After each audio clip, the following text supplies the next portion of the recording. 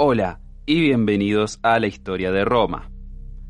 Los romanos se lamieron las heridas, o más bien, curaron su ego herido después de la derrota de las Orcas Caudinas en el 321 a.C.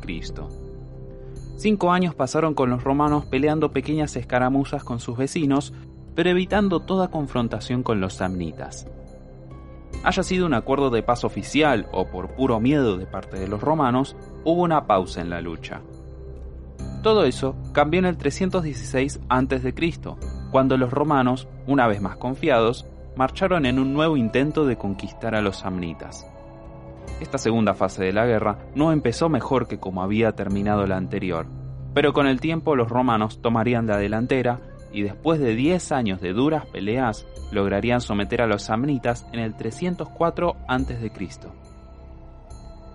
En la carrera a la victoria, los romanos tropezaron ni bien empezaron. En el 315 a.C. se encontraron con los samnitas cerca de Lautulae y fueron derrotados de forma convencional en una batalla cabeza a cabeza. Los detalles de la batalla son algo borrosos, pero parece ser que el dictador que comandaba el ejército romano fue asesinado en la lucha. El poder de Roma estaba al borde del quiebre. Habían ya perdido una importante batalla en las Caudinas sin siquiera pelear, y ahora, en su gran vuelta al ruedo, cuando realmente habían enfrentado a los samnitas, fueron claramente vencidos. La cosa se veía fea para los romanos. Campania, el territorio por el que los romanos y los samnitas habían luchado inicialmente, estaba a punto de abandonar su trato con Roma y entregarse a los samnitas. Por su lado, Tarento, una importante ciudad griega al sur, también se había declarado en guerra contra los samnitas, y estaban a punto de arrastrar a los etruscos a la lucha. Pero los etruscos sabían que los samnitas eran poderosos, y cuando finalmente entraron en guerra, se encontraron superados por una Roma que resurgía. Fue durante estos años cuando los romanos cambiaron radicalmente la organización y las tácticas de la legión, cambiando la incómoda falange por el ágil sistema de 3 líneas de manípulos. Una vez que corrigieron e hicieron más eficiente al ejército, las ventajas de Roma en riquezas y personal dejaron pocas dudas sobre cómo terminaría la guerra. Una forma en que esta riqueza se manifestaría en el esfuerzo de guerra fue en proyectos de infraestructura que sobreviven hasta el día de hoy, entre ellos un vivo monumento a la ingeniería romana, la Vía Apia. Durante la primera guerra samnita, aunque fueron victoriosos, los romanos luchaban constantemente por mover rápidamente suministros y tropas al sur, a Campania y a Samnio. Húmedas tierras pantanosas los separaban de esos dos puntos, literalmente empantanando todo esfuerzo. Los caminos por las colinas eran muy peligrosos y la única otra ruta era un largo y arduo viaje a lo largo de la costa. Los romanos necesitaban una forma rápida de llegar a Campania, y comenzaron a pensar la construcción de un camino que conectara directamente a Roma con Capua, la capital de Campania. Pero las propuestas nunca despegaban, ya que los recursos se concentraron primero en la guerra latina y luego de nuevo con los samnitas.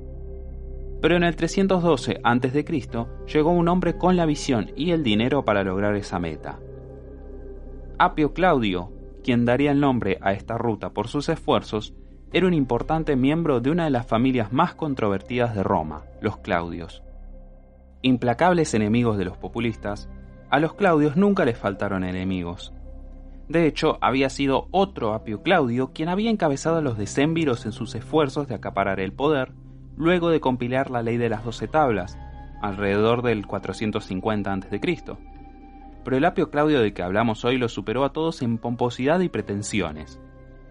Él mismo sigue siendo una de las más interesantes e infames figuras en la historia romana, tanto como una fuerza motora detrás de uno de los proyectos públicos más ambiciosos de la historia, así como un hombre que no tenía problemas en romper las normas constitucionales y religiosas.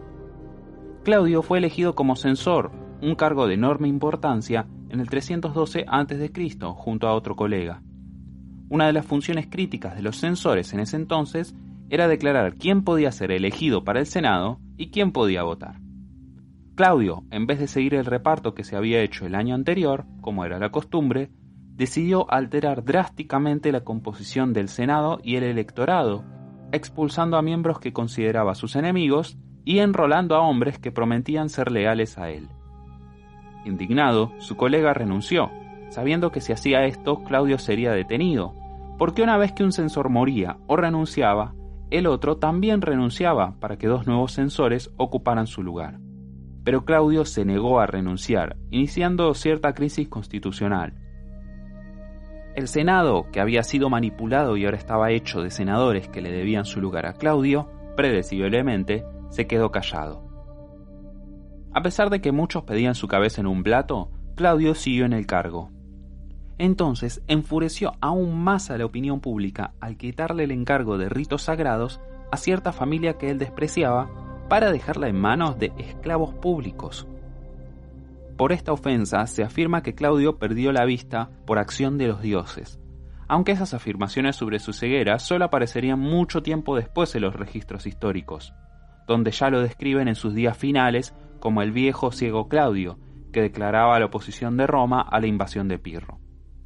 Lo que haya pasado, ciego o no, Claudio se puso a trabajar en sus proyectos personales, 2 de los cuales ya habían tomado forma en su mente: el camino a Capua, que tendría su nombre, y una serie de acueductos que garantizaría un suministro fresco de agua para Roma, que también llevaría su nombre.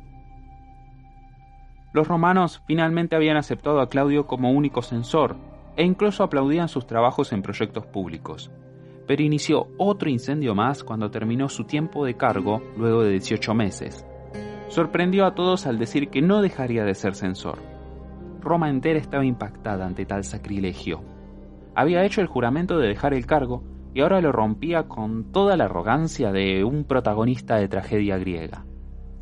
Al final, Claudio permanecería como censor por 5 años, consternando a todo amante de la ley, pero cautivando al pueblo con su liberal gasto del dinero público, el obvio beneficio de sus proyectos, y su política de regalar el derecho al voto a ciudadanos sin tierras que nunca solían contar ni tener voz propia.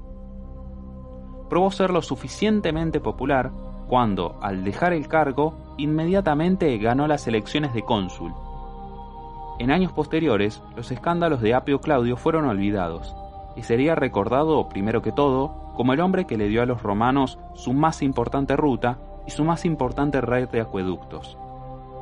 La Vía Apia, luego de servir a sus fines más militares, evolucionaría para ser la principal arteria de viajes y comercio de los romanos, eventualmente cubriendo más de 800 kilómetros al sureste de la península itálica. Equipados con su nuevo camino de piedra, hecho para evitar la acumulación de agua, y apoyado en muros de retención enterrados, los romanos ahora podían mantener a sus tropas en Samnio mucho mejor aprovisionadas que antes, y la guerra comenzó lentamente a voltearse contra los samnitas. La estrategia romana fue directa, aunque tardaría años en dar frutos. Los samnitas, a diferencia de sus vecinos de las llanuras, no se concentraban en grandes ciudades, y como resultado, no había un lugar en particular que los romanos pudieran atacar para terminar definitivamente la guerra. Tenían que ir de a trozos, cortando las comunicaciones entre las comunidades samnitas, controlando los pasos montañosos y construyendo fortalezas por los ríos navegables.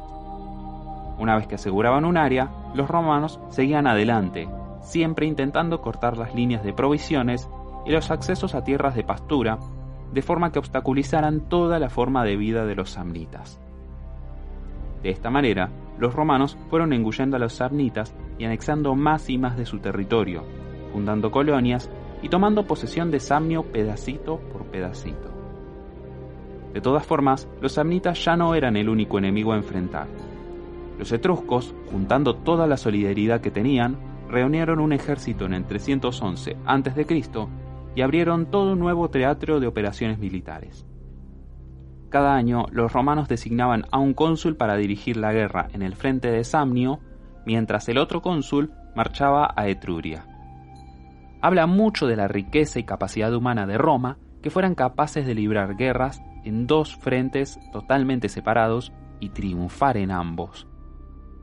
Los romanos tuvieron la batuta por la mayor parte de la década, con el Senado entrando en pánico una sola vez en el 310 a.C., e incluso en esa ocasión fue un pánico causado por falta de información más que por un peligro real.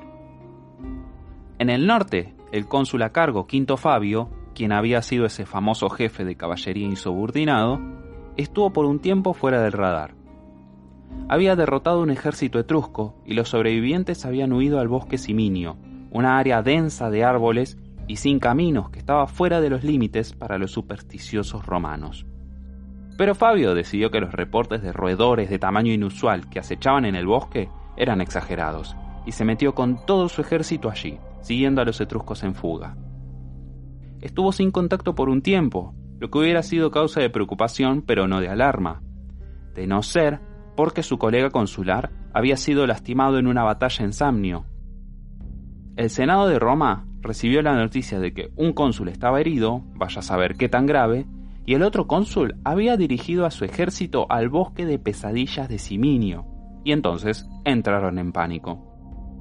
Pero de hecho, el cónsul en Samnio se recuperó rápidamente de sus heridas menores, y Quinto Fabio estaba en el proceso de asegurar una alianza con la gente que habitaba en el bosque Siminio, conocidos como Camerinums. Pero el Senado no sabía nada de esto. Papirio Cursor, el hombre que había ordenado la ejecución del joven Fabio, fue designado como dictador por el nervioso Senado, y lideró un ejército de nuevos reclutas en Etruria para rastrear a las legiones perdidas. Cuando llegó, Fabio había emergido del bosque de la mano de nuevos aliados. Él se sorprendió y horrorizó al ver que la comandancia había sido dada a Papirio, a quien lógicamente resentía por el drama de unos años atrás. Pero se sometió a la voluntad del Senado y entregó el mando a Papirio. Juntos, llevaron a sus ejércitos combinados contra los etruscos que se habían reagrupado cerca del lago Vadimo. El resultado fue la única batalla con los etruscos en esta guerra que terminó de forma un poco dudosa.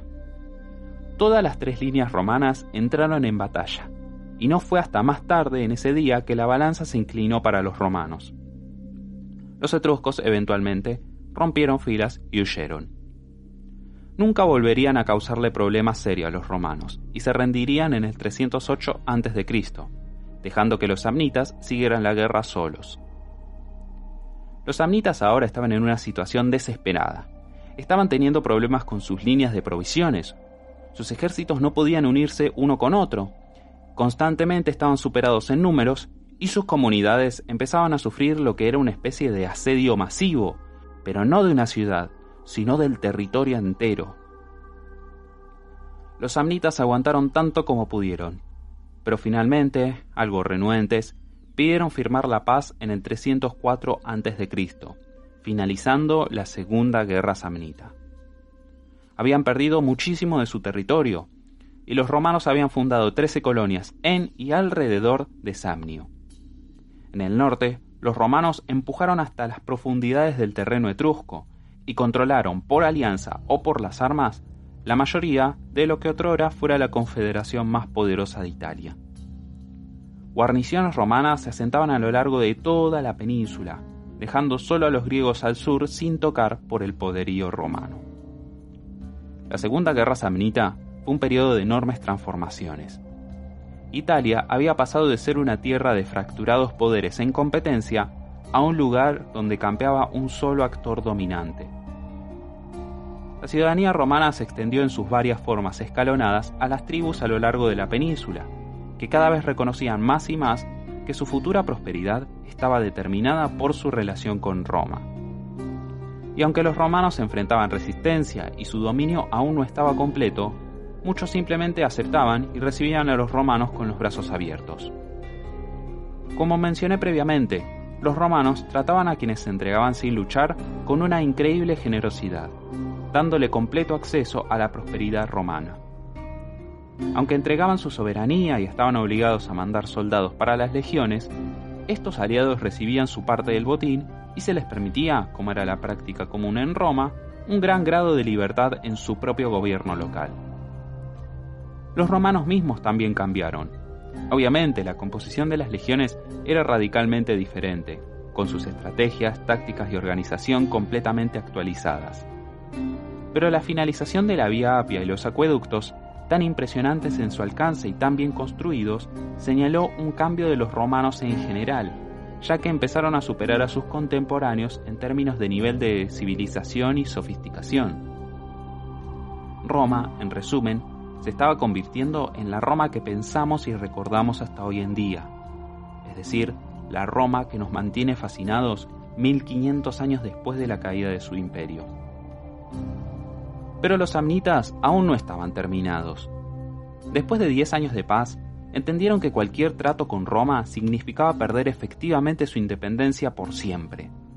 Roma estaba marchando inexorablemente en dirección de un imperio, no simplemente de un vecino poderoso.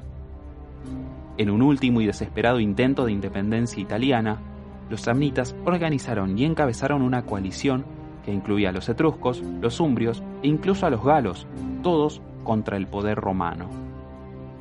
La próxima semana cubriremos el conflicto resultante de esto, conocido como la Tercera Guerra Samnita. Aunque el nombre es un poco errado. No fue simplemente Roma contra los samnitas, sino Roma contra todos. Y en esta guerra contra todos, Roma ganaría y todos perderían.